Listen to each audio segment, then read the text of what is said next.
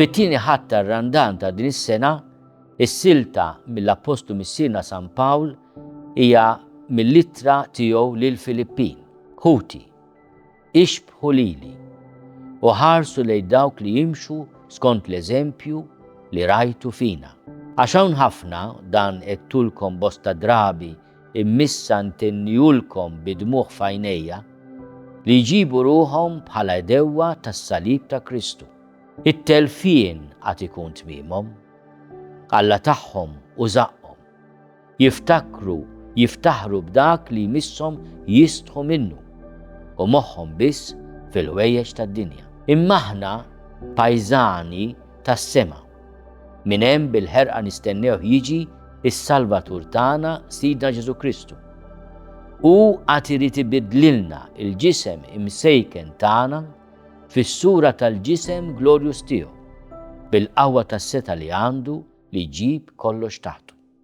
Għalhekk intom ħuti, li intom l-għoża u x-xewqa tiegħi, ferħ u kuruna tiegħi, żommu sħiħ fil-mulej maħbubin tiegħi. Huwa kliem ta' mħabba kbira dan li smajna mill-Apostlu missierna San Pawl illum. Fit-tieni ħadd tar-Randan il-Knisja tiċċelebra u tfakkar it-trasfigurazzjoni ta' Ġesu, Ġesu li jiġi trasfigurat bil-glorja tiegħu u aħna naraw is-sebħ u l-ġmiel tiegħu. San Pawl din is-silta lill-Filippin jitkellem ukoll fit-trasformazzjoni tal-ġisem imsejken tagħna fil-sura tal-ġisem glorjuż ta' Ġesu. U allura din is-silta tal-Apostlu missierna f'dan il-ħadd tar-Randan hija maquda ħafna mal-Vanġelu li se nisimgħu, il-Vanġelu tat trasfigurazzjoni. Qed jgħidilna ejjew nitpaxxew bil-ġmiel li jidher f'Ġesu fuq it-Tabor, bis-sebħ u l-glorja tiegħu. Il-ġisem imsejken tagħna se jitbiddel fis-sura tal-ġisem glorjuż ta' Ġesu. Mhuwiex dan ukoll sinjal ta' tama?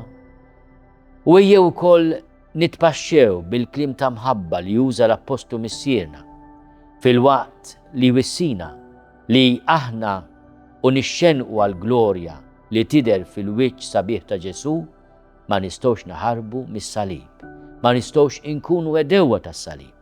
Għalhekk intom ħuti li intom l-għoża u x-xewqa tiegħi, ferħ u kuruna tiegħi, żommu sħiħ fil-mulej maħbubin tiegħi.